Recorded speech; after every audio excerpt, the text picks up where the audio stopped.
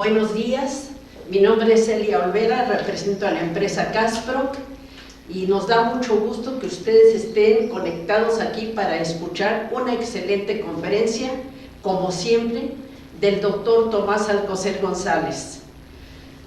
La conferencia pues es muy importante, pero ahorita ustedes la van a escuchar. El doctor Tomás Alcocer González es médico egresado de la UNAM. Él habla el chino antiguo, el chino mandarín, y es director del Instituto Alcocer de Medicina Tradicional China y Acupuntura. Pues vamos a recibirlo, maestro, bienvenido, y qué bueno que está con nosotros.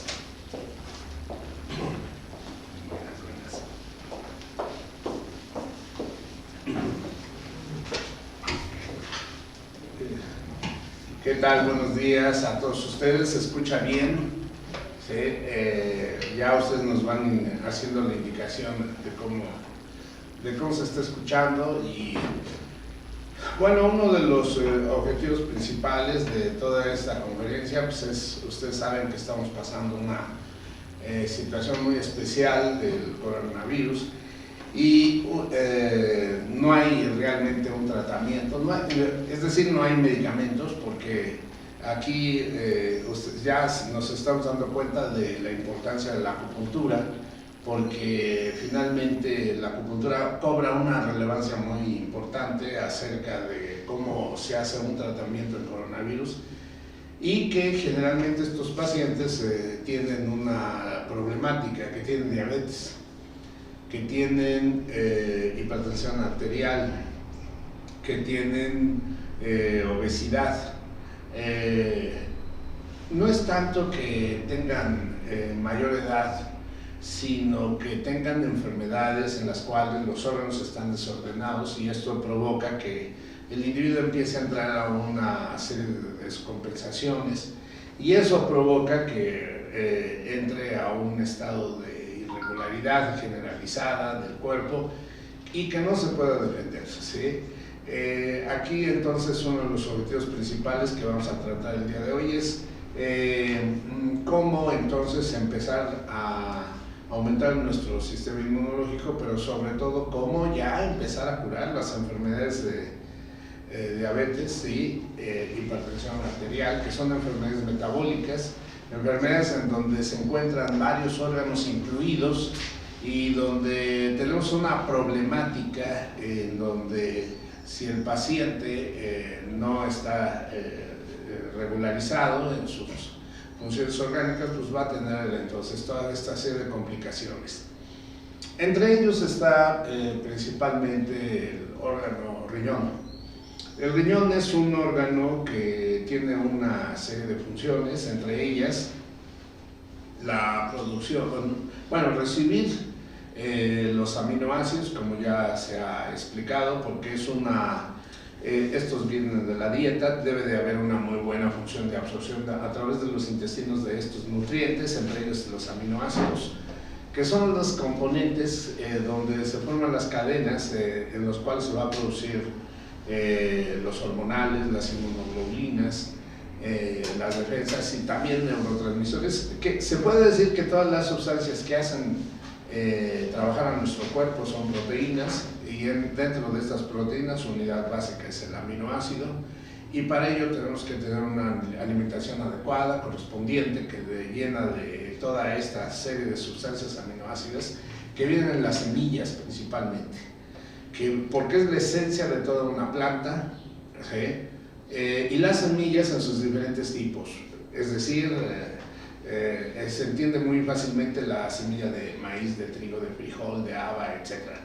Pero todas las semillas también son aquellas que están dentro de una cáscara dura, como son las nueces, los piñones, las almendras, y también tenemos semillas de gran poder, como es el huevo. El huevo es una semilla de un ser viviente, y tenemos huevos de diferentes tipos, los provenientes de los pollos, de todas estas aves, así como también huevos de algunos reptiles, ¿sí?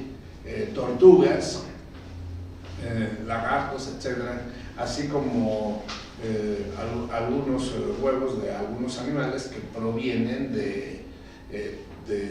por ejemplo, hormigas, abejas, en fin. Toda esa serie de materiales son realmente altamente llenas de aminoácidos, en los cuales el cuerpo estaría muy fortalecido si el individuo, claro, no puede ingerir cualquiera de los huevos a nivel sencillo, algunas veces por aversión, porque ya muchos no quieren comer huevos de hormigas o de algunos otros animales, ¿sí? Pero otros también no quieren comer algunos huevos o no es que no quieran, sino que también hay que proteger las especies que están en exterminio, entonces hay que proteger huevos como por ejemplo los de tortuga, pero sí tenemos la oportunidad de poder comer huevos de algunas de las aves que son muy abundantes en nuestro medio. Y después tenemos algunas carnes, porque ya la carne de hecho ya es una proteína, entonces es un material bastante potente, resistente para que se fortalezca el organismo y claro, hacerlo con todo el cuidado para no generar aumento de colesterol, triglicéridos y algunos de estos elementos que podrían también ser desequilibrantes. Pero finalmente aquí lo que necesitamos es entonces una muy buena nutrición y tenemos entonces programas ya realizados, hechos con toda esta fortaleza. Todos estos nutrientes entrarán entonces al riñón y se van a una sección que se llama la nefrona, que es donde se realizan dos eventos. En el túbulo contorneado proximal es donde se absorben y se puede decir se reabsorben estos aminoácidos y en este túbulo contorneado proximal es donde se produce estos maravillosos efectos de absorción de nutrientes. Entonces se absorben los aminoácidos, las células que componen el túbulo contorneado proximal están llenos de mitocondrias. Estas mitocondrias son células de mucha energía. Las células del túbulo contorneado proximal tienen una cantidad importante de mitocondrias porque es donde se produce el ATP, que es precisamente la sustancia fósforo la que va a generar los enlaces para producir cadenas de aminoácidos. Y estas cadenas de aminoácidos finalmente después el riñón las envía a las diferentes partes del cuerpo y por ligandos y guías las glándulas, por ejemplo, piden cierto tipo de aminoácido para la formación de sus sustancias, de sus hormonas. Por ejemplo, el páncreas pide cierto tipo de aminoácido, entonces ya el riñón ya lo ingresó. Entonces ya se forma esta sustancia de características importantes para que finalmente el páncreas forme no solamente la insulina sino el glucagón, que también es un elemento importante para poder sacar glucógeno del hígado y que se convierte en glucosa, que es energético para el organismo, para el cuerpo. Así como también estamos trabajando sobre este túbulo contorneado proximal, que ustedes observarán que tiene una cantidad enorme de mitocondrias, y estas mitocondrias, sí, pues el ATP, y este ATP con una característica muy especial porque es la soldadora de cada una de estas cadenas, y por eso el fósforo, que es el ATP, adenosin trifosfato, cuando está enlazando aminoácidos, entonces va a formar una cadena que se le llama cadena de aminoácidos o cadenas peptídicas por el P o fósforo, y entonces es un tipo de soldadura muy resistente, muy fortalecida, que genera entonces que se formen hormonales, que se formen también las estructuras inmunoglobulinas, ¿sí?, para las defensas, que se formen también los neurotransmisores, básicamente, Y entonces tenemos una gama de sustancias producidas entonces, pero como punto de partida, claro, primero la nutrición, primero es el vaso, conjunto con el aparato digestivo, y después esta porción del riñón que se llama túbulo contorneado proximal. Este túbulo contorneado proximal entonces genera esta serie de enlaces.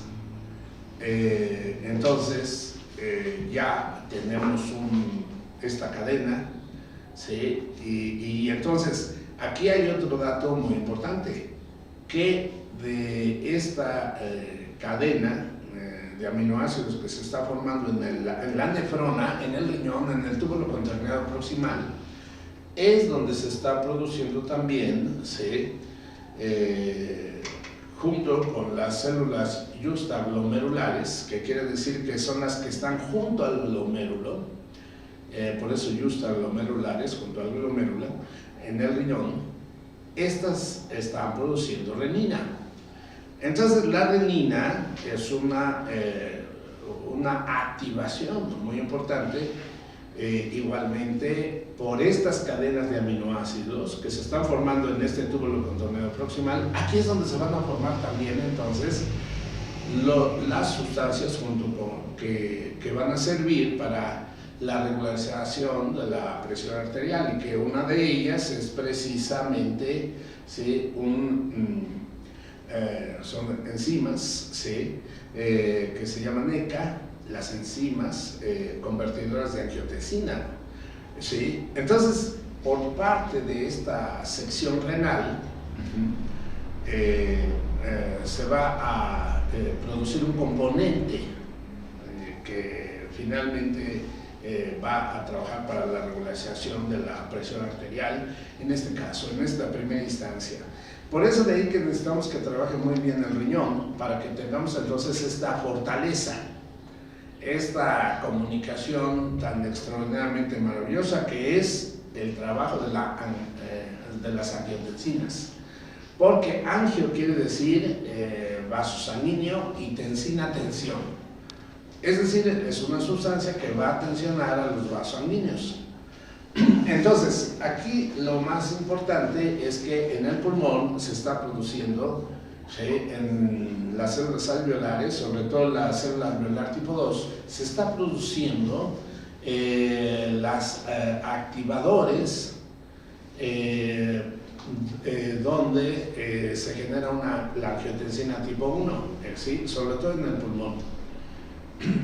Entonces, una maravilla, porque el pulmón es el que va a avisar cuando se requiere que se produzca una tensión arterial para subir la presión arterial. Generalmente el pulmón avisa, y cuando, por ejemplo, a alguien se le está bajando la presión arterial, cuando está bajando los líquidos, eso genera que también baje el volumen vascular, y eso baja la presión arterial porque están bajando los líquidos.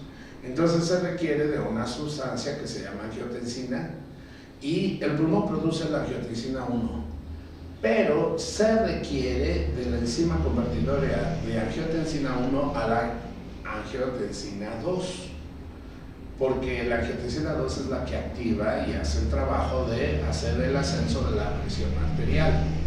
Por lo tanto, se requiere del trabajo del riñón, en donde están las células justaglomerulares y está el túbulo contorneado proximal para la producción de angiotensinas, que precisamente aquí lo que se requiere es una enzima. Enzima, para que se entienda, quiere decir unas tijeras, porque las enzimas tienen la función de cortar, ¿sí? Ustedes habrán oído que, por ejemplo, si nosotros tenemos una cadena de aminoácidos, se requieren de enzimas que, para saber cuál es una enzima, recuerden ustedes que tienen un sufijo, o sea, una terminación que se llama asa. Por ejemplo, polimerasa. esta polimerasa, que es la que incluso se está utilizando para identificar al virus activo en la enfermedad de coronavirus o COVID-19, entonces se requiere de una polimerasa. Y por eso se llama reacción en cadena de polimerasa, que es el estudio correspondiente que va a identificar que si hay esta reacción en cadena de polimerasa, que es una sustancia que corta, ¿sí?, la parte de los llamados aminoácidos, pues entonces ya sabemos que es una polimerasa, que es una enzima. En este caso, estamos hablando de una enzima, pero que viene del riñón, claro, natural, y que debe de ser porque la angiotensina 1 generalmente está formada, ¿sí?, de más aminoácidos, entonces hay que cortarla a 9 aminoácidos. Cuando ya tiene 9 aminoácidos se convierte en una angiotensina 2. Y cuando ya se convirtió en angiotensina 2, ya puede actuar. De hecho, en el aminoácido 8-9, ¿sí?, es donde la polimerasa o donde se actúa con una enzima para hacer este corte y eliminar los aminoácidos que están de más. Y esto genera entonces que ya se haya convertido la angiotensina 1 en angiotensina 2. Fíjense, estamos en un aminoácido 8 y 9. Y finalmente, cuando ya se convirtió en angiotensina 2, ya empieza a actuar. Y esta acción se está llevando a cabo en el pulmón. Observen ustedes qué interesante, ¿eh? En el pulmón, en el área que corresponde a, sobre todo, donde están estos receptores de ECA, los receptores ECA, que es el alveolo o neumocito, o célula de pulmón tipo 2. Es ahí donde va a actuar entonces la ECA o enzima convertida de angiotensina. Y entonces, cuando ya entró con los aminoácidos correspondientes, ¿sí?, este corte, esta división, ahora sí ya se empieza a subir la presión arterial. Esto generalmente lo está utilizando de forma normal el pulmón para aquellos que se les baja la presión, sobre todo por falta de líquidos, sobre todo por algún estado de debilidad, algún estado, ¿sí?, en el cual la presión arterial está bajando en casos de anemias, y entonces se están desencadenando una serie de funciones importantes, porque el riñón finalmente es el que regulariza las células sanguíneas, por eso está dentro también del terreno de las anemias, sobre todo las anemias aplásticas. Y entonces necesitamos que haya una coordinación pulmón-riñón. Imagínense entonces este campo tan importante. Por eso de ahí que se ha observado que si entra un coronavirus y se mete a los receptores ECA, ¿sí?, que se localizan en las células alveolares tipo 2, ya estas enzimas enviadoras desde el riñón, por parte de la renina, entonces imagínense, ya no van a poder actuar porque ya están ocupadas ahora por un coronavirus. Y además están destruyendo estas células alveolares tipo 2, porque los virus se van metiendo a través ocupando incluso y aprovechando estas áreas de recepción donde va a actuar, ¿sí?, la enzima convertidora de angiotensina. Se mete, el virus deposita su cadena de ARN y entonces se va a empezar a replicar, porque la cadena porque también el ARN es una cadena de aminoácidos, imagínense nada más, es una cadena de aminoácidos. Entonces lo que hace este virus es que los aminoácidos que habían llegado a la célula natural alveolar tipo 2 y que están en el citoplasma, ¿sí?, entonces va a agarrar esos aminoácidos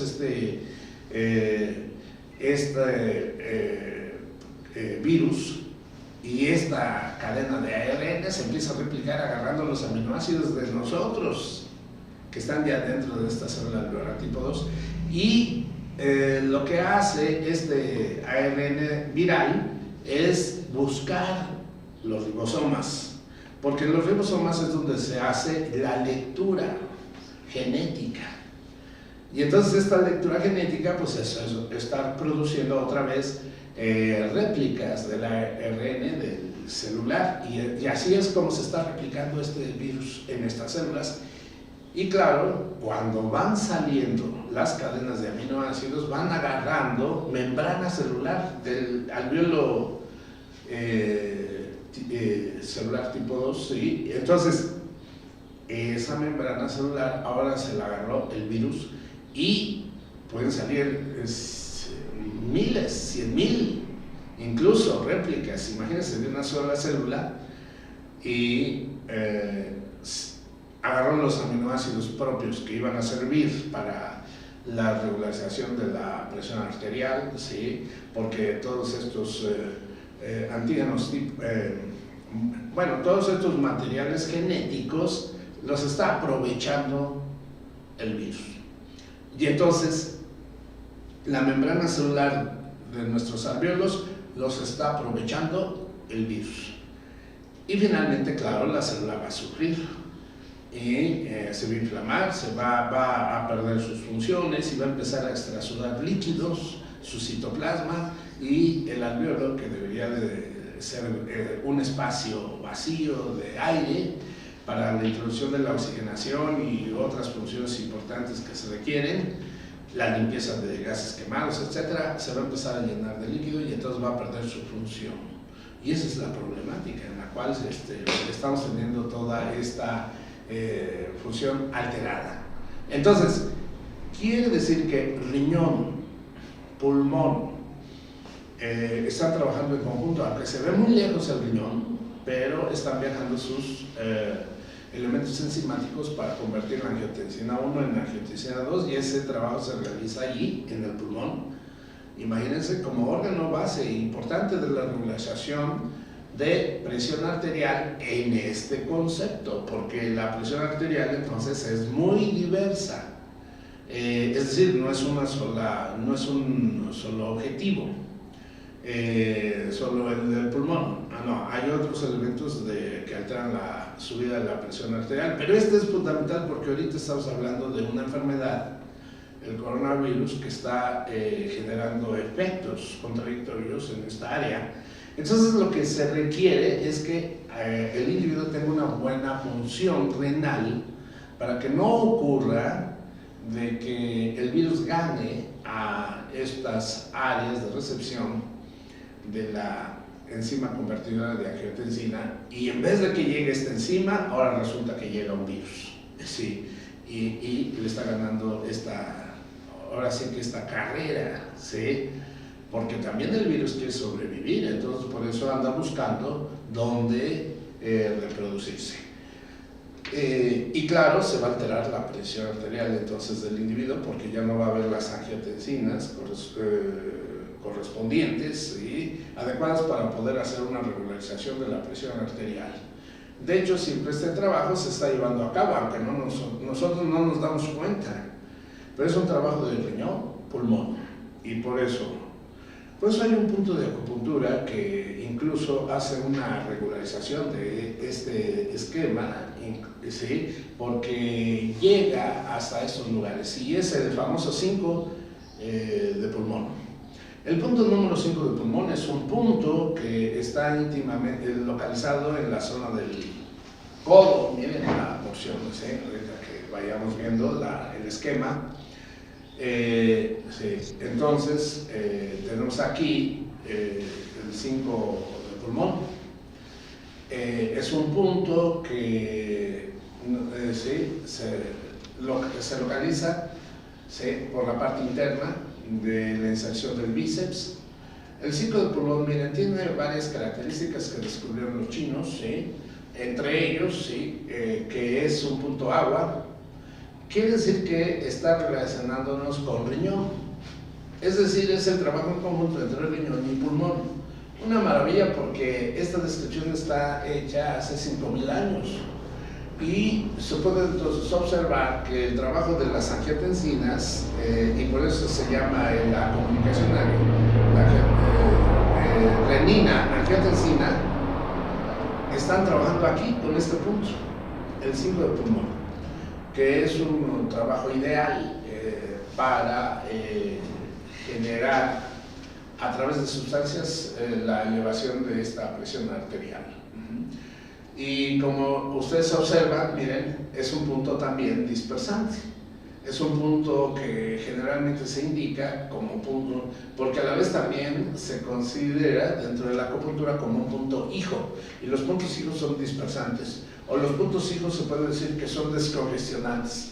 Los puntos hijos pueden quitar los excedentes, y entonces es un limpiador de esta área alveolar que está congestionada por líquido, y entonces hay que generar esta limpieza. ¿Sí? Y entonces por eso es un punto clave, ¿sí? Y claro, también yo me puedo ir, claro, si es la presión arterial, entonces se empieza a alterar, ¿sí? Precisamente por alteraciones que pueden estar siendo provocadas por no solamente por esta comunicación riñón-pulmón, o sea, no siempre es angiotensinas. Sí, porque ya después ahorita vamos a observar que entra una segunda parte. Sin embargo, el riñón es la base. Observen ustedes qué interesante, es la base. Bueno, pero este punto ya nos ayuda muchísimo para poder hacer esta regularización. Por eso, dentro de los esquemas que tenemos de acupuntura, siempre se ha relacionado que el 5 de pulmón es el enlace con pulmón-riñón. Es como si dijéramos en la conexión renina-angiotensina, es decir, el riñón, ¿sí?, es el productor de la renina, donde finalmente sí, es el activador de la enzima convertidora para que se convierta la angiotensina 1 en angiotensina 2, porque si no, no puede haber este efecto, y se realiza en el pulmón, y por eso muy importante este efecto. Bueno, en segundo lugar, el riñón está dirigiendo una glándula que se llama la glándula suprarrenal. En la glándula suprarrenal tenemos una sustancia que se llama aldosterona. La aldosterona, sí, es un mineralocorticoide de forma muy importante para que actúe sobre el segundo tubo que está en la zona de la nefrona y se le llama el túbulo contorneado distal.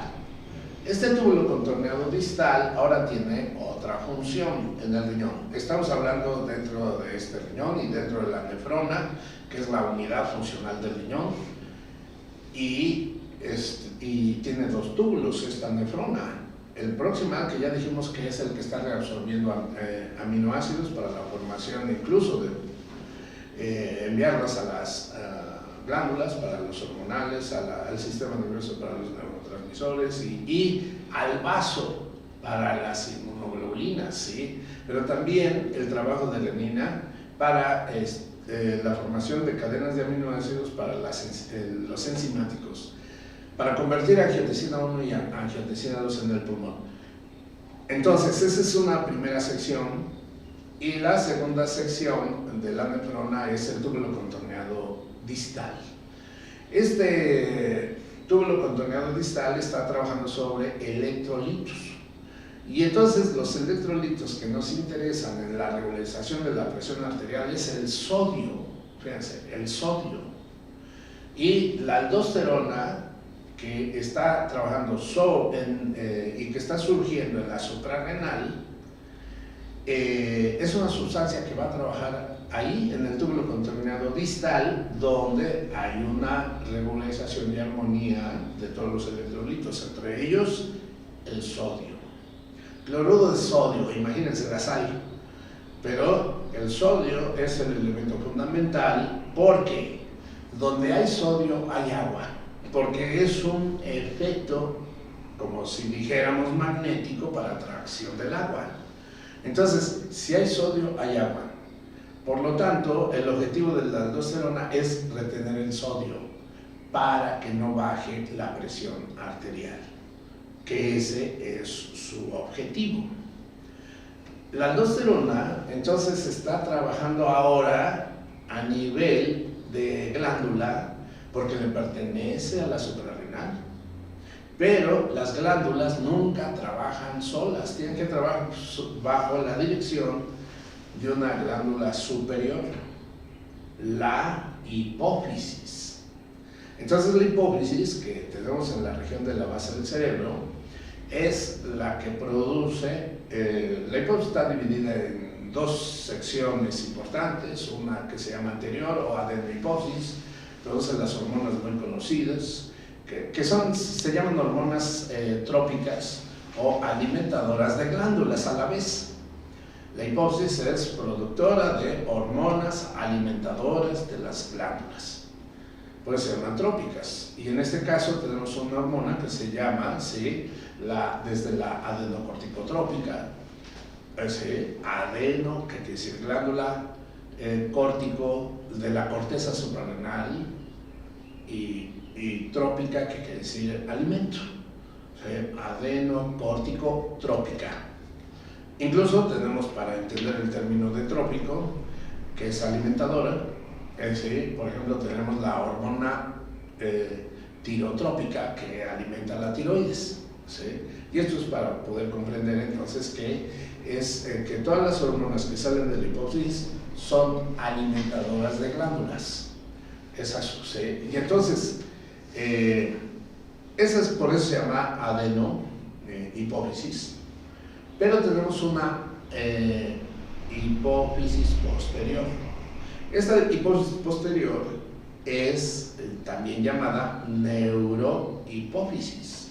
Entonces, la neurohipófisis es una hipófisis que está trabajando desde el hipotálamo, imagínense. ¿Por qué? Porque es la conexión del cerebro con la neurohipófisis y está trabajando sobre fibras nerviosas, por eso se llama neurohipófisis. Ahí se producen solamente dos sustancias básicas principales. Una, la oxitocina, que es la que contrae el útero durante un parto, que es inductora del parto, y contrae el útero para la salida del producto. Esa es una, la oxitocina. Y segundo, tenemos a la vasopresina. La vasopresina. Vaso es el vaso sanguíneo, presina, presión. Quiere decir que la que presiona los vasos sanguíneos. Esa es la interesante. Entonces, por eso, esta vasopresina tiene otro nombre: hormona antidiurética. Hormona antidiurética, que quiere decir en contra de la orina. Quiere decir que es una hormona para que no se orine. Esto quiere decir entonces que esta hormona vasopresina trabaja en conjunto con la aldosterona en el riñón, en el túbulo contorneado distal, para que en este túbulo contorneado distal se detenga el sodio. Fíjense. Por eso se menciona que es una hormona que detiene el sodio. La aldosterona detiene el sodio. La vasopresina u hormona antidiurética detiene el sodio. La importancia de detener el sodio es concentrar líquido en los vasos sanguíneos para que suba la presión arterial. Entonces, ya teniendo estos elementos, porque no todo es bajar la presión arterial, sino que también hay que regularizarla. Y entonces el individuo tiene que estar fortalecido y mantener su presión arterial. Y por eso se requiere el trabajo de esta segunda sección. Pero ya esta segunda sección está trabajando entonces con la aldosterona, con la suprarrenal y con la hipófisis. Y así es entonces como viene un segundo tipo de regularización de presión arterial.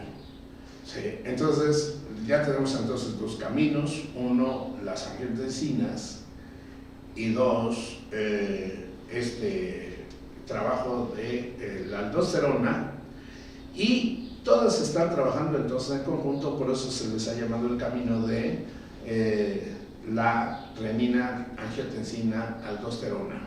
¿Sí? Así es de que es claro, es un trabajo en equipo, es un trabajo en conjunto que está realizando de forma muy natural nuestro organismo para mantener la presión arterial. Ahora, no hay que perder de vista entonces que todo está mencionándose y regularizándose a partir de este riñón. Ahora, todavía tenemos un órgano más, porque los productores de los precursores de la angiotensina también colabora el hígado, ¿sí?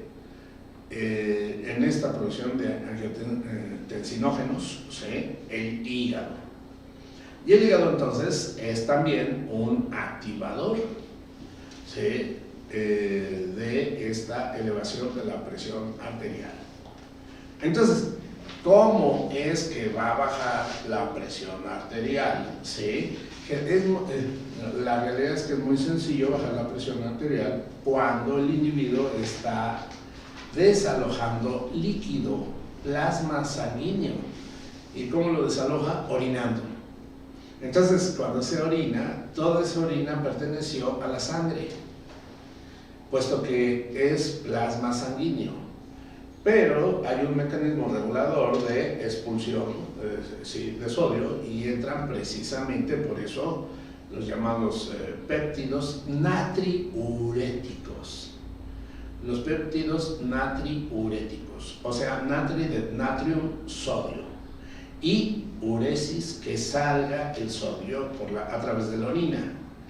Entonces hay una serie de barómetros y centros barométricos, desde las carótidas, desde el corazón mismo, desde el hígado, y el componente arterial, en el que cuando se siente que está subiendo la presión, entonces aparecen los activadores de la natriuresis, para que el riñón ahora suprima la función de la aldosterona, se suprimen las funciones de los angiotensinas tipo 2, ¿sí? Que ya no se conviertan en tipo 2, porque si no sube la presión arterial. Ahora lo que queremos es que baje.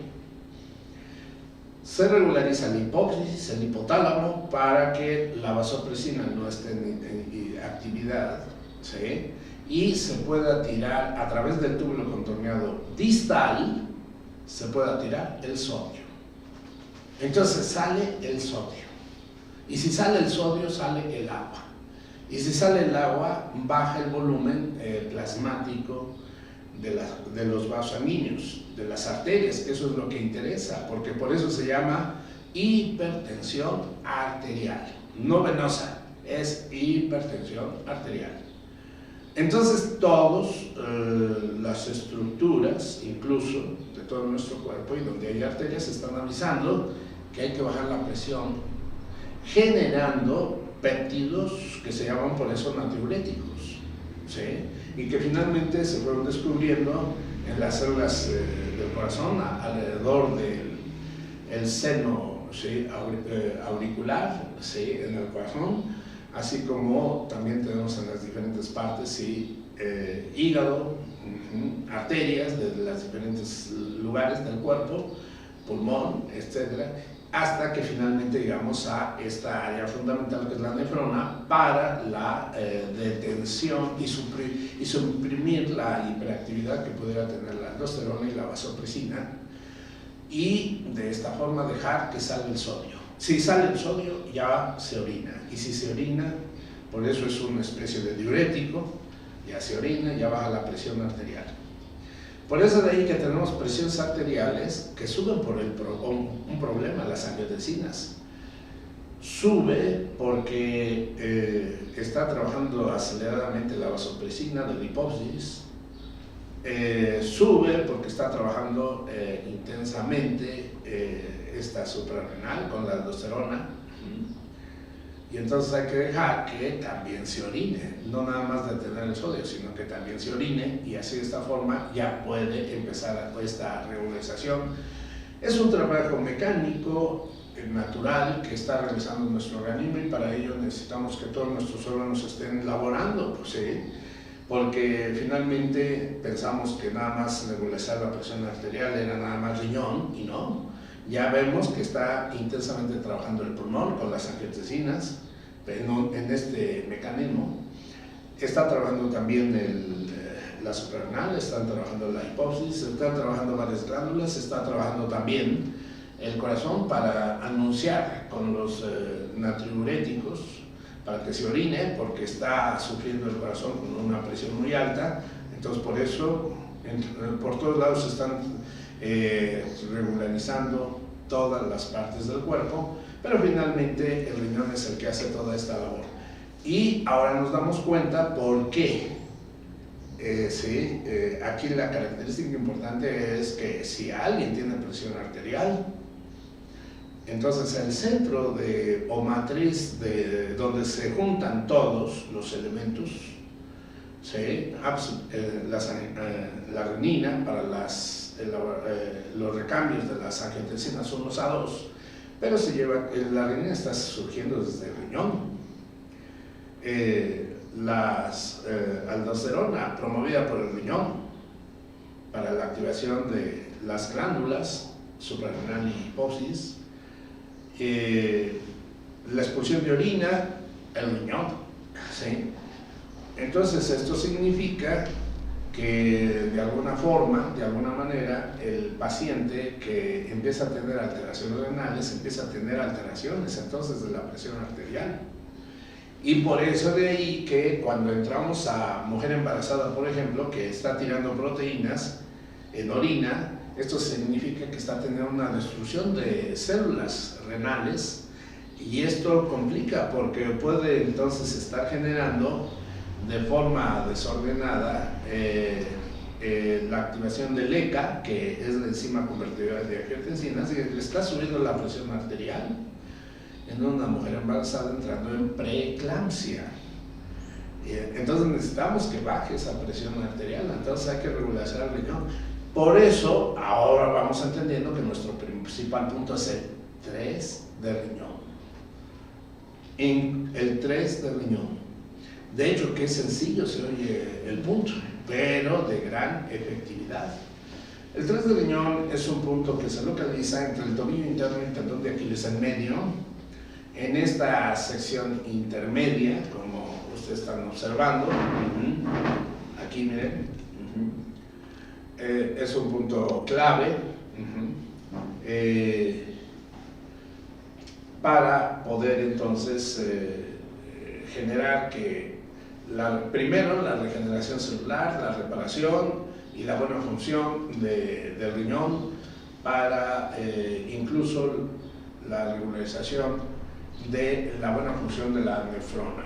La nefrona, que es la que contiene el área, donde está el área de la producción de las sustancias que finalmente en la medicina tradicional china el área de la nefrona, que es donde se producen los aminoácidos. A estos aminoácidos, claro, no sé, aquí viene un dato para que antes de que sigamos adelante, indicar que hay aminoácidos esenciales que vienen en nuestras comidas, pero el riñón tiene que elaborar también otras combinaciones con estos aminoácidos principales, y se elaboran otros 10 y forman 20 aminoácidos con la labor de combinaciones del riñón. Imagínense que en el túbulo contorneado proximal, por eso ese túbulo contorneado proximal es como si dijéramos similar a un intestino delgado, con una obstrucción muy importante.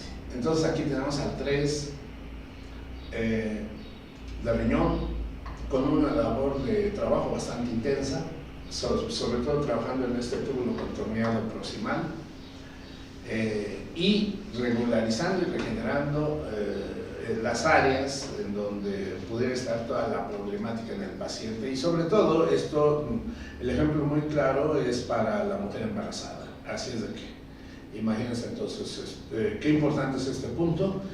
Ahora, como el riñón está sufriendo elementos de destrucción por procesos infecciosos, pues en la mujer embarazada vamos a tener este tipo de problemáticas muy comunes. Entonces hay que cuidar a que no se vaya a infectar ese riñón, y precisamente para que no entre en preeclampsia, es decir, que no entre en la subida de la presión arterial, porque si sigue avanzando esta situación, las angiotensinas 1 cambian a angiotensina 2, la presión arterial sigue subiendo, entonces puede llegar a la eclampsia, que quiere decir el relámpago, que quiere decir un estado convulsivo en mujer embarazada por el aumento exagerado de la presión arterial.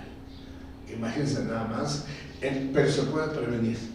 Por eso también se ha indicado que en mujer embarazada pudiéramos utilizar el 7 de riñón, y se pueden combinar los dos en un determinado momento en el que se encontraran proteínas en orina en mujer embarazada.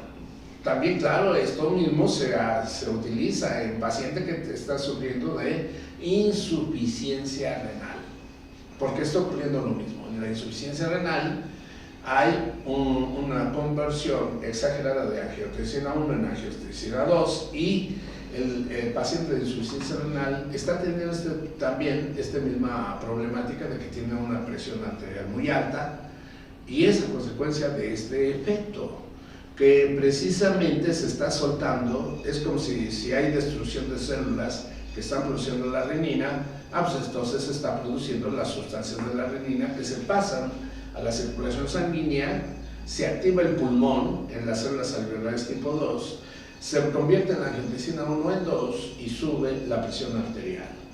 Así es de que este es un efecto angiotensinógeno que se está produciendo en estas, a partir, claro, del riñón.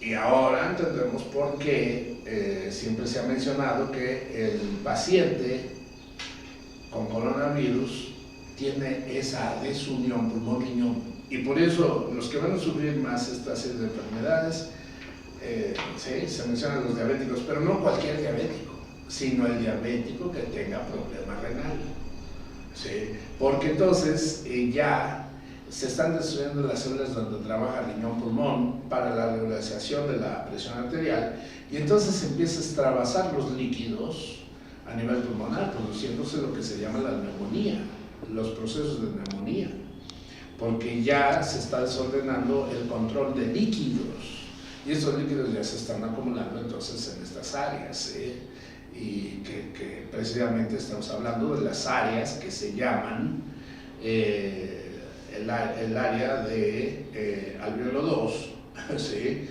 Y fíjense qué interesante es esto, porque hay un secreto interesante. Así como hemos indicado que en el túbulo contorneado proximal es como un intestino delgado en pequeño, porque se vuelven a reabsorber todos los nutrientes, y entre ellos los aminoácidos, y el objetivo es que estos aminoácidos ya se preparen para ser utilizados. Esto quiere decir que cuando nosotros comemos en bruto, ¿sí? Alimentos en bruto, pero no están preparados para ser utilizados. Necesitan entonces absorberse. Primero necesitan limpiarse por parte del hígado, necesitan oxigenarse por parte del pulmón, necesitan distribuirse entonces, ahora sí, por parte del pulmón, y el pulmón envía, fíjense, la sangre hasta el riñón. Entonces ya el riñón recoge todos estos aminoácidos de las comidas y los prepara. Y entonces incluso y hace las combinaciones para los 10 que faltan, porque solamente podemos comer 10 aminoácidos esenciales, faltan otros 10, entonces ahí está el trabajo renal. Ya que se absorbieron como intestino delgado en el túbulo contorneado proximal, fíjense, intestino delgado en pequeño, túbulo contorneado proximal, entonces ya pueden llegar ahora sí a utilizarse. Ahora, eso, entonces en el riñón tenemos una esfera, fíjense, en el riñón tenemos una esfera, que es donde entran las arteriolas, que se llaman las arteriolas aferentes. Aferente quiere decir que es la sangre que entra a la cápsula, a la esfera. De hecho, esta cápsula ha sido llamada la cápsula de Bowman, y entonces entra la sangre a esta esfera, ¿sí? Deposita el contenido plasmático de la sangre y sale por una arteriola eferente, ¿sí? Entonces, esta esfera es el que está depositando, ¿sí? El material que tiene que trabajar el túbulo contorneado proximal, distal. Entre el túbulo contorneado proximal y distal hay una asa que se llama asa de Henle. Entonces se está realizando un trabajo que se puede decir intestinal, de reabsorción. Ahora, esa esfera, ¿sí? Donde se está haciendo, como por decirlo, el depósito de los materiales de plasma sanguíneo, porque no pasan las células de la sangre, solo plasma sanguíneo. Esa esfera es similar al alveolo pulmonar, similar. Entonces, por eso quiere decir que comparten iguales funciones. Nada más que en el alveolo pulmonar lo que se deposita es aire para los intercambios de aire gaseosos, que son importantes porque se está eliminando el dióxido de carbono y se está absorbiendo oxígeno en estas esferas. El número de esferas que tenemos de alveolos pulmonares es el número de glomérulos, igual el número, es una repetición del glomérulo en el riñón. Entonces, por eso, el trabajo que se realice en la zona renal, ¿sí? En relación a líquidos, ¿sí? Por eso el líquido es el regulador de la presión arterial. Si hay mucho líquido en los vasos sanguíneos, sube la presión arterial, y si hay poco, baja la presión arterial. Debe de haber un estado de equilibrio. Eso mismo está sucediendo entonces en el pulmón para la regularización de gases. Imagínense entonces qué interesante efecto. Y por eso se dice que si están trabajando bien estos glomérulos, hay un buen trabajo glomerular, sí, de un más del 90%, imagínense. La labor del trabajo glomerular, 90%, más del 90%. ¿Y cuál es el estado de intercambio gaseoso? Sí, debe ser igual, lo mismo, 90% de recepción de gases y de oxigenación. Viene a ser el mismo número. O sea que, entonces esto es el secreto, eso es lo importante, ¿sí? Esto se repite también en el lobulillo hepático, porque también es otro trabajo, pero para la limpieza ahora de productos sólidos. Y por eso la generación de la bilis, para su expulsión. O sea, el pulmón expulsa gases, el riñón expulsa líquidos y el hígado expulsa bilis. ¿Sí? Observen la importancia que tiene como repetición. Incluso también se realiza en el vaso con las pulpas, que se llaman las pulpas rojas, para la expulsión de glóbulos rojos viejos, en donde ahí se deshacen y se expulsa la bilirrubina.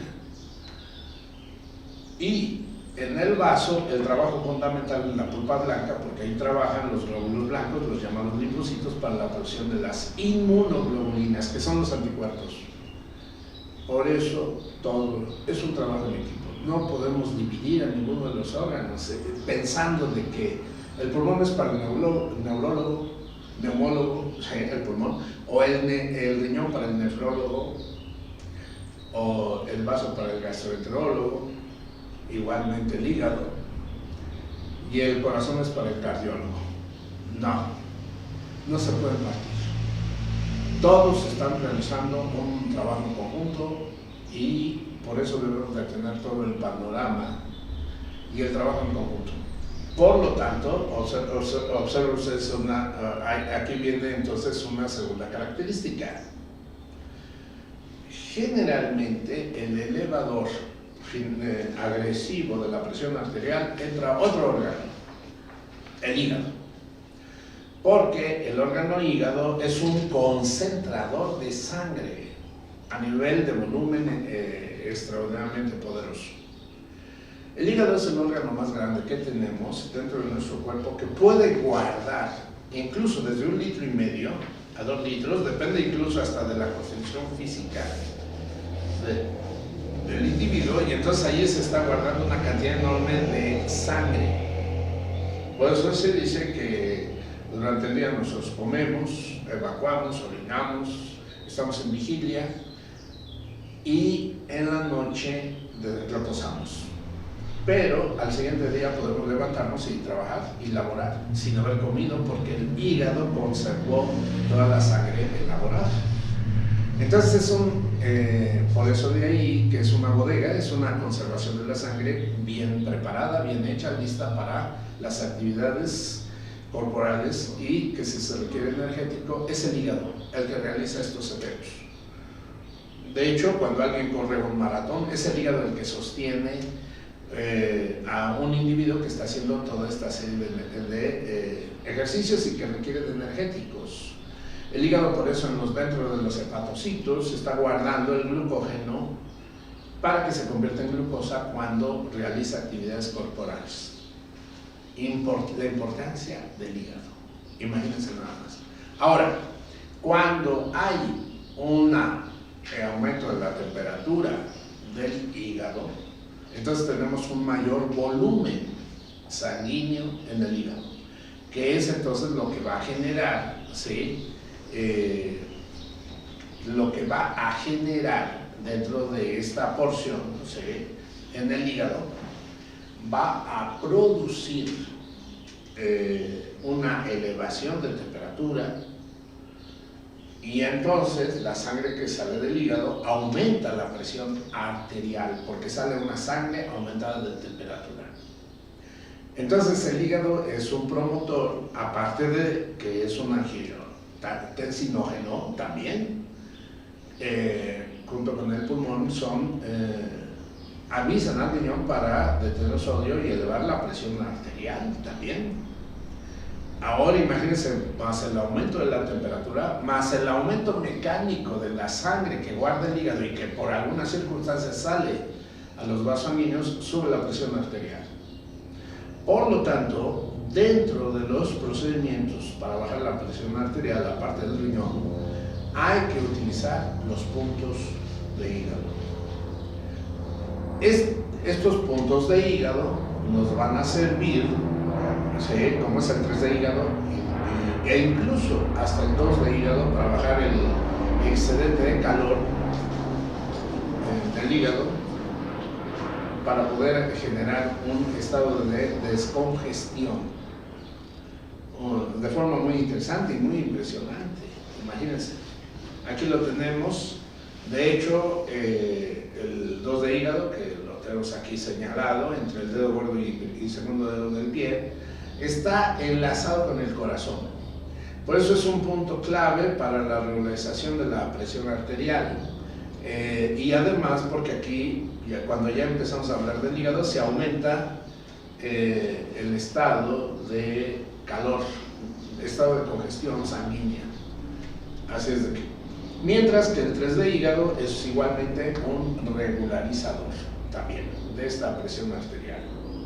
Así es de que una maravilla, ¿sí?, este concepto, para que ahora sí ya se va entendiendo que en una presión arterial, hipertensión, claro, también tenemos que poner estos puntos, porque hay que bajarle la temperatura al hígado y hay que bajar también su estado de hiperactividad, ¿sí?, de este hígado.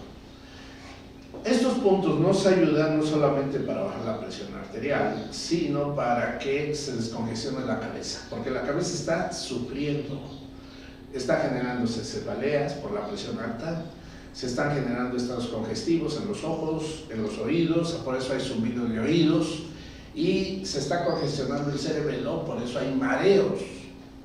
¿Sí? Entonces los estados congestivos de cerebelo, de el área del oído interno, donde está tanto el área vestibular, que regulariza también el líquido para el equilibrio y que se está desordenando por tanto aumento de temperatura, pues mareo. Como ven, estamos hablando de dos áreas muy importantes, riñón, hígado, y tenemos que hablar de un punto que llegue a la región neurohipófisis para la regularización de la vasopresina. Y hay un punto muy interesante, 4 de intestino grueso. Sí, el 4 de intestino grueso, sí, muy importante, muy famoso, este punto, aquí lo pueden ustedes observar, se llama GQ, 4 de intestino grueso. Se ven en los puntos de acupuntura, cuando los estudiamos, se ven muy simples, se ven cualquier cosa, pero cuando entendemos la conexión nerviosa que se tiene cuando se aplica, por ejemplo, este punto va a llegar a la neurohipófisis. Por eso de ahí que este punto está prohibido en mujeres embarazadas, porque en la neurohipófisis ya dijimos que se producen dos sustancias, oxitocina y vasopresina, o bien también llamada hormona antidiurética, o sea que no orinen porque precisamente está deteniendo el sodio.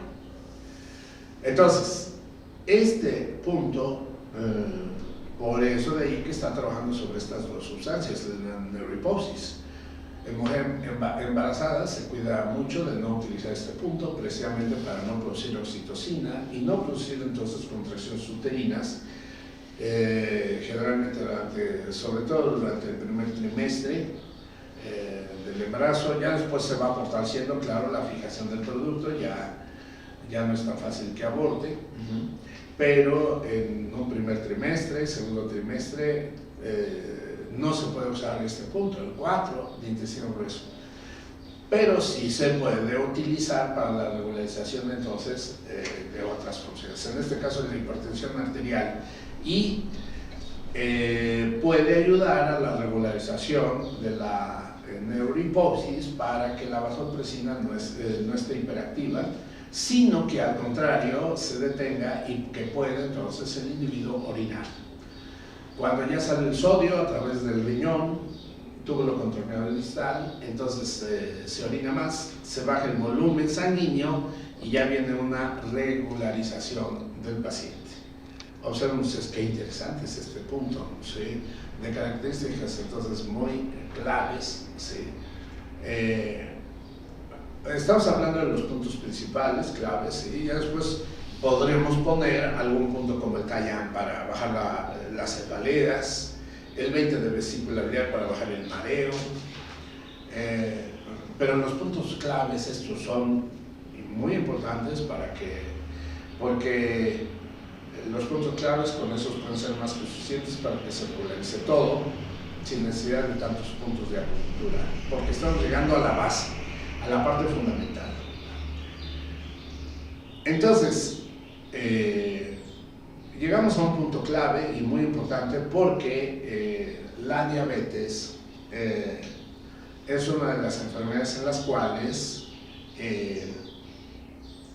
en diabetes avanzadas se tiene una lesión renal, precisamente por el aumento de azúcar, y esto está provocando entonces las alteraciones renales, la insuficiencia renal. La insuficiencia renal no siempre es de diabéticos, puede ser por antibióticos, puede ser por un susto incluso, puede ser por algunas sustancias tóxicas, pero con infecciones incluso, principalmente en donde se destruye el riñón por alguna infección, sin necesidad de tener diabetes. Pero en el campo de la diabetes, efectivamente, cuando avanzan las enfermedades de la diabetes van enfermando órgano tras órgano y entonces entre ellos el riñón. Y por eso ahora ya entendemos mejor por qué se está produciendo la alteración de la presión arterial. Esto quiere decir entonces que hay que curar al riñón. Ya pusimos nuestro punto, 3 de riñón, 7 de riñón, pero hay que curar a la diabetes. La diabetes entonces, sobre todo en esta diabetes tipo 2, porque tenemos diabetes tipo 1, que es la juvenil, que generalmente tiene un antecedente, en muchos casos, genético, y que hay que regularizar la genética. Para regularizar esta genética se puede también, puesto que tenemos los famosos puntos si hendidura, que en este caso viene a ser el 9 de riñón, para el punto regularizador de la diabetes tipo 1, ¿sí? El 9 de riñón, porque es un modificador de gen y de aminoácidos que se colocaron de forma equivocada o alterada, a veces provocada por, claro, una herencia. Ya desde la herencia ya viene la formulación equivocada en la cual el individuo va a tener entonces un proceso diabético. La diabetes juvenil tiene este tipo de antecedente principalmente.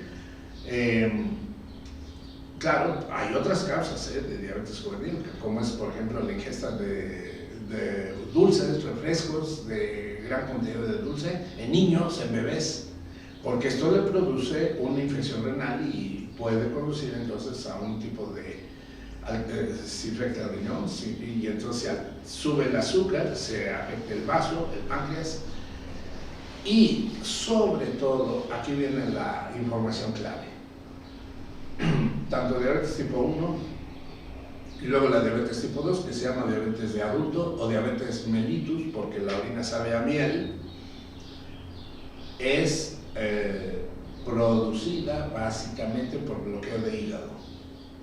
El bloqueo del hígado. De hecho, si ustedes observan, el páncreas está colocado en depositando la insulina en una vena que se llama la vena esplénica.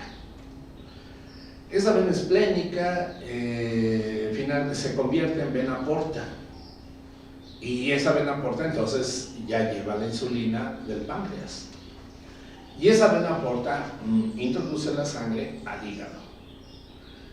Y entonces ya el hígado, claro, su función es recoger basura, materiales de desecho, tóxicos, y entonces, dejar pasar los nutrientes, la sangre benéfica, conjunto con la insulina, hacia la circulación sanguínea general.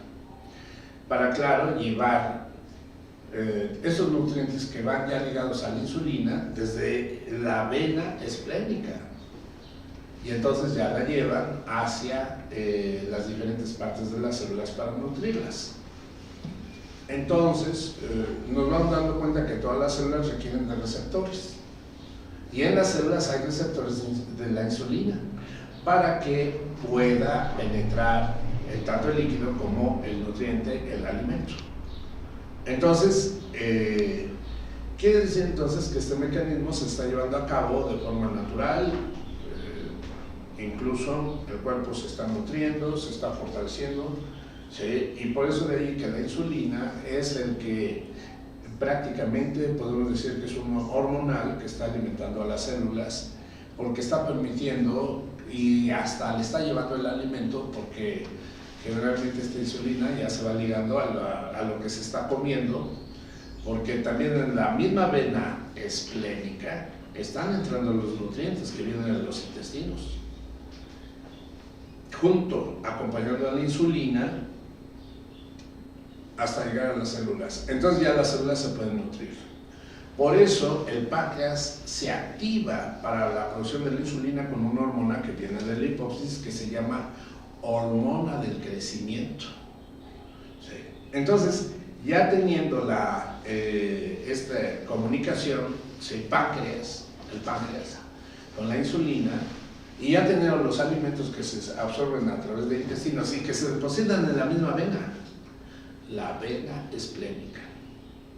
Entonces esta vena esplénica lleva la sangre insulina, nutrientes, pasa por el hígado y pasa ya después, posteriormente, a toda la circulación sanguínea de todo el cuerpo y todas las células se alimentan. ¿Qué sucede si el hígado está bloqueado? Finalmente, ahora nos damos cuenta de un dato muy importante. El diabético tipo 2, ¿sí?, no tiene realmente antecedentes de la producción de la diabetes manifestada hasta que tenga un evento emocional. Y este evento emocional que recae sobre el hígado es la ira. Entonces, hay un antecedente de coraje en toda esta serie de individuos que se hacen diabéticos, en donde se está produciendo este efecto tremendo, donde el hígado se sobrecalienta de tal forma que la sangre empieza a coagularse. Este es un efecto importantísimo que tenemos que mencionar, que si el hígado se sobrecalienta, la sangre empieza a quemar sus líquidos. La sangre empieza a quemar el líquido plasma sanguíneo, entonces la sangre se empieza a hacer espesa. El hígado puede empezar a tener entonces las sangres espesas de la vena esplénica y ya no deja salir a la insulina. Es decir, cuando vemos el aspecto de la diabetes, no solo nos tenemos que enfocar a páncreas, porque páncreas es un intermediario simplemente y es un depositante de insulina hacia la circulación sanguínea. Quien no deja circular a esta insulina es el hígado. Y ahora, lo más curioso es que la cadena de aminoácidos que forman la insulina es bastante larga, entonces quiere decir que está formando una molécula bastante pesada, y que si por algún bloqueo del hígado, por la sangre estancada, entonces esta no deja la circulación sanguínea, y entonces aparecen nutrientes en la circulación sanguínea, pero no aparece la insulina, y esto genera que los nutrientes ya no pueden entrar a las células porque se requiere la membrana celular tiene un receptor de insulina para que pueda abrirse una especie de boca de la membrana celular y así pueda comer la célula. Pueda tomar agua, se quita la sed, puede comer, se quita el hambre. Pero como no está la insulina, no se puede producir este efecto y está atorándose en esta sección del hígado. Imagínense, se está desperdiciando. Por lo tanto, ¿sí?, llegamos a la conclusión del calor del hígado. Ese calor del hígado está congestionando a la cabeza y por eso en los diabéticos tenemos estas congestiones y sobre todo en los ojos. Y por eso las pérdidas de visión en los diabéticos, porque el hígado no se le ha hecho caso, no se ha bajado la temperatura del hígado, no se ha descongestionado y entonces estamos entrando a este terreno complejo. Por eso, en relación entonces, sí, a la utilización sobre todo de los puntos que requieren, donde el hígado requiere descongestionarse y enviar su sangre al circuito normal. El circuito normal es que la sangre del hígado tiene que llegar al corazón. Y ese es el área que está descuidada, porque la sangre, por eso se dice que la sangre del hígado se está yendo al vaso. Y a eso se le llama, dentro del terreno de la medicina tradicional china, que el hígado es una abuela, el vaso es un nieto, entonces la abuela destruye al nieto. Se le llama también, es un exceso de dominancia del hígado sobre el vaso páncreas. Se le llama también a esta dirección equivocada y patológica, ¿sí?, en donde el hígado madera está destruyendo a la tierra, vaso páncreas. Imagínense entonces toda esa serie de términos, porque no debe ocurrir esta dirección, ya que es fuera de la comunicación de la dirección de la circulación sanguínea dentro de esta naturaleza. Por eso. Entonces, ¿qué se debería hacer? ¿Sí?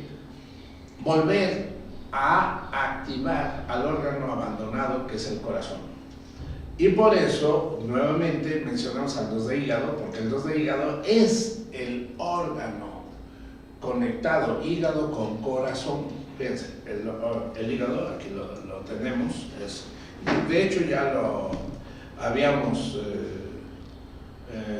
manifestado dentro de esta alteración de la hipertensión arterial, porque vienen en conjunto, imagínense cómo se van destruyendo órgano tras órgano tras órgano.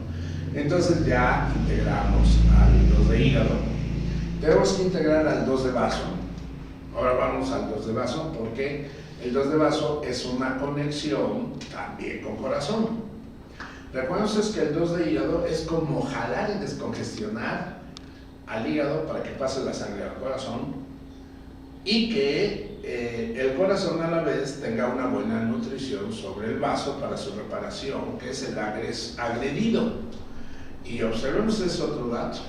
El 2 de vaso también es corazón. Es el enlace vaso, páncreas, corazón.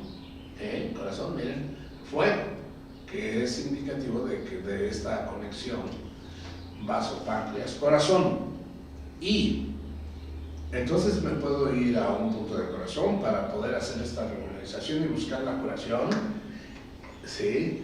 De hecho, ya estoy descongestionando al hígado con 2 de hígado, 3 de hígado, bajar el coraje, bajar toda la tensión, bajar toda esta serie de elementos. Porque observen otro dato muy interesante. Si nosotros bajamos el calor del hígado, baja la coagulación. La sangre puede fluir más fácilmente. Entonces, es un buen programa de la utilización de estos puntos. Pero me puedo ir al 8 de pericardio. Vamos al 8 de pericardio porque utilizamos este punto en diabéticos. Generalmente todo este punto es muy desconocido para la gente, para los acupunturistas mismos, pero es volver a integrar el ciclo generativo. Porque el ciclo generativo, la realidad es que tiene el significado de ciclo de vida o ciclo de estado de salud. Y entonces la utilización del 8 de pericardio, porque es un punto director llamado también punto central, que es un punto que está regularizando el circuito generativo. Es decir, el hígado debe de enviar la sangre, como debe de ser al corazón, y el corazón debe de enviar la sangre al vaso páncreas, pero no enviar la sangre del hígado al vaso páncreas, ¿no? No lo tienen que hacer, porque si no, entonces ya estaría bloqueando la salida de esta insulina y el bloqueo entonces que tenemos con todos estos pacientes. Por eso, este es el cuadro de puntos para el tratamiento de diabetes. Claro, y también si el paciente pone su parte en la regularización de estos puntos, nos van a ayudar, y también la dieta, ¿sí? Y también el comportamiento emocional, mental, etc. Por eso decimos que la diabetes sí se puede curar. Claro que no se puede curar con hipoglucemiantes, metformina, glicosamina, incluso la misma insulina, porque estos son aliviadores, no son regeneradores ni son los reparadores de los bloqueos que se están sucediendo internamente en el cuerpo. Por eso entramos en este terreno de la acupuntura. Y por eso de ahí las diferentes técnicas que estamos utilizando, ¿sí? Por eso en el coronavirus, el diabético, que está generando espesor exagerado de la sangre por el calor del hígado, pues entonces por eso las coagulaciones que están sufriendo dentro del pulmón. Y por eso de ahí que también ya en coronavirus, ¿sí? Tenemos un punto especial que es el 10 de pulmón. Observemos ese 10 de pulmón que tiene características muy extraordinarias para el paciente en coronavirus, incluso que se está intubando, ¿sí? para los que tienen la oportunidad de poner estos puntos, incluso un paciente intubado, mejor. Y el 10 de pulmón, miren, ¿por qué? Porque el 10 de pulmón viene a ser fuego también, o es el punto que relaciona con el corazón, y es un punto que ayuda a bajar la temperatura sanguínea para que no haya coagulaciones. Por eso, uno de los peligros mayores de muertes es precisamente que la sangre se está coagulando y ya no circula y muerte, porque la sangre ya no puede pasar de pulmón a corazón, pues el corazón ya se quedó vacío en sangre y ya no puede enviar la sangre. Entonces la coagulación, por eso el 10 de pulmón es un punto que es extraordinariamente poderoso para eliminar estas excedentes de coagulaciones que se están produciendo, donde hay un aumento del tiempo de protrombina, el tiempo de coagulación, ¿sí? Y se está produciendo la elevación en el dímero D, que es un estudio de laboratorio donde se está midiendo la producción de alta de fibrinógeno producida precisamente por la elevación de las coagulaciones que se están ocurriendo en estos pacientes. Quiere decir entonces que todo nuestro programa en hacer la curación de una enfermedad es volver al ciclo generativo y eliminar los ciclos de abolamiento, porque esos son ciclos nocivos, patológicos. Y cuando ya logremos, incluso en diabéticos, volver a regularizar y entrar al ciclo generativo, entonces entramos al ciclo regenerador, reparador, donde el circuito sanguíneo debe ser ya libre, debe circular la sangre para que pueda alimentar a todas las células y venga la regeneración. Bueno, este es un panorama en relación a lo que es la hipertensión arterial. Hay más puntos de acupuntura, claro, estamos hablando de los básicos, los que se deben de utilizar, ya que en una alteración metabólica tenemos también una serie de sintomatologías agregadas, ¿sí? Pero dentro de nuestro programa es muy importante indicar entonces el programa de nuestros puntos claves para esta regularización de nuestro organismo con puntos que ya bien estudiados, regularizando la anatomía y la fisiología, ¿sí? Esta fisiología de nuestro cuerpo, ¿sí? Y recordando que la acupuntura ya deja de ser una práctica muy común, con pensamiento que muchos tenían, empírica, y que muchos no han utilizado y la están desperdiciando, porque ahora entendemos que la acupuntura tiene procedimientos bastante valiosos en los cuales se puede utilizar, ¿sí? Ya en estos regulaciones de la diabetes, de hipertensión arterial, y sobre todo ahora que estamos en la pandemia de coronavirus, ¿sí? Y que hay que curar a estos pacientes también a la vez. Se pueden combinar estos puntos porque así de esta forma podemos vencer mejor a esta enfermedad, a esta pandemia. Que de hecho quiero darles una buena noticia, ya estamos llegando al pico de esta pandemia, ya los demás días van a ser descensos, ¿sí? Aunque todavía hay que cuidarse porque todavía no quiere decir que de un día a otro ya desaparecieron las infecciones, no. Hay que cuidar a los pacientes diabéticos, insuficiencia renal y las personas mayores, ¿sí? Hay que cuidarlas todavía, y ahora entendemos que hay que cuidar muy bien al riñón, porque el riñón es el definitivo en el trabajo pulmonar. Así es, cada vez lo vamos comprendiendo mejor. Entonces, y aunque hay tratamientos de acupuntura, pues muchos no los van a utilizar, no tenían este conocimiento, y muchos pacientes pues van a estar llenos. Bueno, está bien que vayan al hospital, pero van a ser entubados y esto ya es un riesgo muy grande. Entonces hay que prevenir a que no se complique y no es porque ya el paciente que tenga una alteración fuerte, pues sí, ni modo, sí, su ventilador para tratar de ayudarle. Ahora, si se pueden poner estos puntos en terapia intensiva, mejor, mucho mejor, porque es una ayuda extraordinariamente maravillosa, porque son regularizadores nuestros puntos puntos de acupuntura a través del sistema nervioso, del riñón, del hígado, del pulmón, del corazón. Todos entran en este grupo para poder regularizar a nuestro paciente. Bueno, muchas gracias. Gracias, maestro. Muchas gracias a todos los que participaron en esta conferencia en vivo con el doctor Alcocer, Tomás Alcocer. Y no se pierdan el próximo 11 de mayo.